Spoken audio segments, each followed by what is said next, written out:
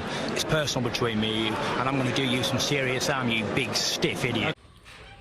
The Untouchable True School Sports Empire proudly presents something the boxing game's been missing. Hey, what's going on? It's your boy BT, and I came here to talk some boxing with the thousands of True School Sports subscribers. Now, this is the official Jarrell Big Babe Miller versus Lucas Big Daddy Browne post-fight review, and your result of the fight is an emphatic six-round stoppage for Jarrell Miller as he wins, I believe, what is it, his second or his third? I believe it's his third. Yes, his third fight back. So he wins his third fight back since his suspension, and the Jarrell Miller return, the revenge tour, so to speak, continues. So let's talk about this fight, because and this card as well, because there are some things to talk about on this card, on the undercard as well. But you know, it was an interesting fight. You know, we know Lucas Browne has, you know, been a mid-level heavyweight for a while, a guy that can punch, been in there with some good names, guys like Dave Allen, guys like, you know, Dillian White and things like that. So he's been around the block for quite some time. Ruslan Chagaev, he's fought.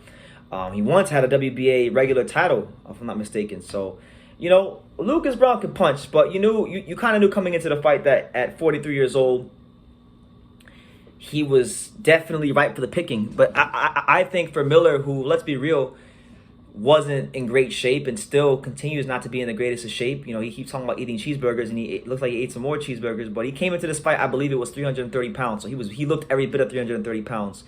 And there were parts of this fight where Lucas Browne began to hit him with some big shots, but Miller was able to take them and show that chin of his.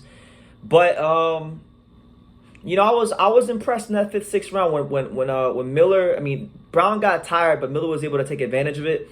And Miller showed some of the things that kind of made me excited about him in the past, like, you know, 7 years ago when I first saw him fight Donovan Dennis on Showbox. You know, he showed really good combinations, the ability to put his punches together nicely in an intelligent, educated manner. And he eventually got an accumulation stoppage and beat the brakes off Lucas Browne. So, you know, he gets a stoppage. Good for him. It's his third win in as many fights since the suspension. And, you know, happy days for Jarrell Miller. But after the fight was done, Jarrell Miller was confronted by none other than, you know, Manuel Charr. Yes, that Manuel Charr. Manuel Charr stormed the ring. He called out Jarrell Miller and said he wanted to make a fight happen. And he wanted to put something together because, you know, he feels like he should fight Jarrell Miller and they could fight for the WBA, some WBA trinket, but he doesn't have a WBA trinket. He doesn't have any WBA version of the title. Miller with that win, right? So before this fight, Miller was number 11 in the WBA heavyweight rankings. Yes, he was number 11. Lucas Browne was 10. So naturally, Miller is gonna break into the top 10 of the heavyweight rankings. And if you look across all the other governing bodies and sanctioning organizations, Manuel Charr isn't ranked anywhere. He's not in the WBC, he's not in the WBA, he's not in the IBF, and he's not in the WBO. So he's an unranked heavyweight, but he jumps in the ring and he's flapping his gums. And it's funny to say this, but I'm not against the fight, but he really, based on the rankings, doesn't deserve a fight with Jarrell Miller because he's not on the rankings. So he needs to go make some phone calls and pull some strings and slip some envelopes to get in line for Miller because you know, it ain't gonna be there for him. But as far as Miller, you know, you look at him now. Some of the guys in front of him, I mean, there's some good fights out there for him. You know, you got Jonathan Gidry at number 9, who I think would be a winnable fight for him. That'd be a good fight. You got Philip Hrgovic at 8, who I know he sparred and he sparred with here in South Florida, and he can't get an opponent, so maybe he can fight a Hrgovic. You got Makhmudov. You got at 6. You got Lenier Perot at 5. But the guy he wants to fight is ultimately Daniel Dubois. Now, I think the Dubois fight can make sense because Miller has a profile in the UK, but ultimately, it all depends on what Miller's handlers want to do. You know, I think it'd be a good fight. Why not? Miller already beat up Terry Bryan, won American heavyweight. Why not beat Miller? I mean, Miller, even though he's not looked at to be that great, he still has that undefeated record. He's got a nice undefeated record. So because he has an undefeated record, the networks might pick it up and they could pitch it as, you know, undefeated versus undefeated, undefeated American versus undefeated Brit. You know, television loves those kind of things. So I could definitely see it. You know, Dubois sitting pretty right now. He's got that WBA regular title, but it looks like Usyk and Fury are going to sort things out. So in the intermediate time, I don't see why he wouldn't take that fight. You know, Miller's a good heavyweight. Miller is he brings some things to the table, but he's not a big puncher. Even though he's got an 81% knockout ratio, He's still not somebody that most people will classify as a knockout puncher. He's more of he's a knockout. He can knock you out, but he's an accumulation puncher. So if Dubois' stamina is right, and if he's truly worth his weight in salt, he should be beating the Jarrell Millers of the world. But I wouldn't mind the fight. You know, him versus Dubois, him versus Trevor Bryan would be a good one. That was a fight that was talked about years ago they had a little rivalry years ago down at the Heavyweight Factory here in South Florida. That'd be a good fight. Yeah, there's fights out there for Jarrell Miller. Michael Hunter's looking for a fight. You know, he just blocked me on Instagram, but Michael Hunter's looking for a fight, so why not make that fight happen? That could be one for the future. There's matches out there for him, and one thing about Miller is he's gonna talk, he's gonna do his thing. But Manuel Charr versus Jarrell Miller ain't it. It ain't it. You know, obviously if the money's right and the Middle Eastern country want to put up the money for the fight, then I'm sure he'll take the fight. But Manuel Charr at this moment in time does nothing for Jarrell Miller. I would actually class Manuel Charr below Lucas Browne, because Manuel Charr, ever since Marius Briedis knocked his ass out, you know, all those years ago, he hasn't really done a whole lot. He's beaten Ustinov. That was a good little win. And then he fought, and then he was inactive for like 4 years. You know, didn't want no smoke with Trevor Bryan. And then he fought Christopher Lovejoy and has fought really, not that great opposition. So, you know, Manuel Charr versus Jarrell Miller, I'll live if it doesn't happen. But nonetheless, good fight from Jarrell Miller. Good performance.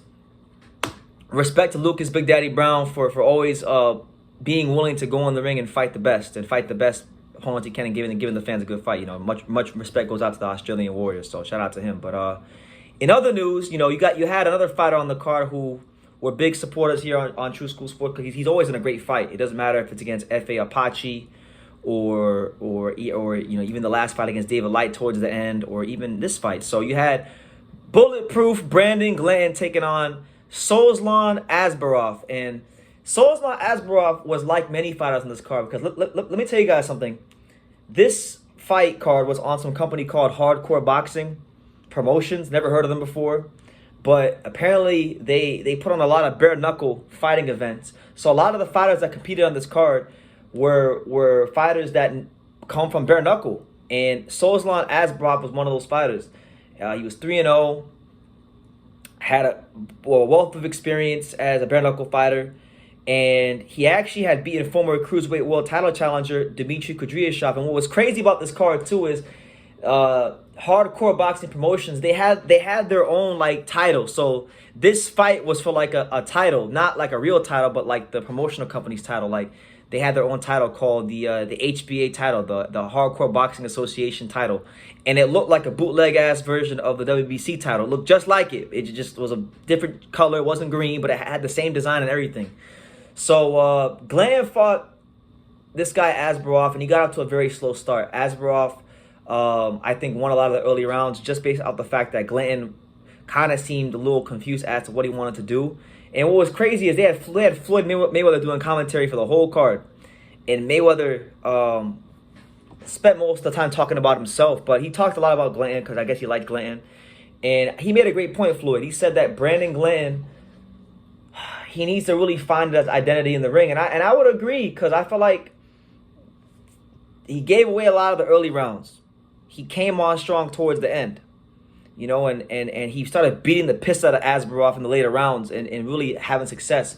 He's one of these guys, Glenn, that I feel like if boxing was still 15 rounds, he'd probably be a better fighter. But boxing isn't 15 rounds, and this was a 10-rounder. So he got started a little bit too late, and he let it to chance, and he walks away with his second straight loss in as many fights. The David Light fight, I didn't feel like he lost. This fight, I'm not mad that he lost, but it could have been a draw. But, you know, Asbarov definitely did enough to deserve the nod. But Glanton needs to really get, you know, I like him a lot. I think he's a great person. I think he's an awesome fighter. He's a great fighter for TV. But Glanton needs to get to a place. He's a very nice person. But when he gets in the ring, he needs to turn the switch on to where, you know, he goes into murder, kill mode immediately. He can't be waiting till the latter part of the fight to do his best boxing. He needs to impose his will a lot earlier. So, you know, it is what it is. It's easy for me to say I'm not in the ring. So, you know, I respect him. I respect Asbarov. Asbarov put on a good fight. Good win for him. Asbarov's only got 4 fights, but Asbarov's putting together a nice little resume himself. His damn self. You know, he has a win over Brandon Glanton. He's got a win over Dimitri Kudryashov. So in 4 fights, his resume is probably one of the better resumes in the cruiserweight division, which is kind of crazy. So we'll see what comes to him. He definitely was tough. He was game, and he was a smart fighter. You know, he wasn't allowing Brandon Glanton to land as many hard shots as Glanton probably wanted to land early on. So good fight. You know, I'm not gonna sit here and talk bad about Glanton. He lost 2 fights. It is what it is. It's life. You win some, you lose some. But he definitely needs to work on getting off to faster starts, because it's a common theme I'm seeing in his fights. But yeah. And then the other fight on the card, you had Jono Carroll, the former 130-pound IBF World Title challenger. He took on Miguel Marriaga, the wily veteran who's fought everybody. And it was a good fight. You know, I think Marriaga in this fight looked as good as I've seen him look in years. You know, he was hitting Carroll with some big, devastating shots that were really getting his attention. But ultimately, Carroll was smart enough, fast enough, quick enough, sharp enough to outbox him, and he gets a decision. So a good win, a good name to put on the resume for Jono Carroll, and hopefully for him, he can build more and more towards a world title shot in the future. But overall, listen, hardcore boxing promotions, it was an interesting experience. They had Floyd Mayweather doing commentary for an extended period of time, which made things interesting because, you know, he could only say things like, I made smart investments and he's a hell of a fighter so many times. So we actually had to see Floyd talk a little bit more. It was a good event. You know, I think the presentation could have been a tad bit better, but overall, a good afternoon of boxing. So that's the news. Jarrell Miller beats up on Lucas Browne. Manuel Charr calls him out after the fight, jumps in the ring, makes a big scene. Brandon Glanton loses his 2nd fight in a row to the very tough and formidable Soslan Asbarov, and Jono Carroll picks up a much well-deserved victory over the veteran Miguel Marriaga. So that's my thoughts on the card. Let me know what you guys think in the comments down below. Make sure you guys take the time to subscribe, and like I say in every single one of these videos, you can love me or you can hate me, but I'm just a kid from Daniel. So until next time, take care, guys. Thank you for watching another video on the untouchable True School Sports Empire. For more great boxing content just like this video, click right here and make sure you subscribe. Much love from sunny South Florida.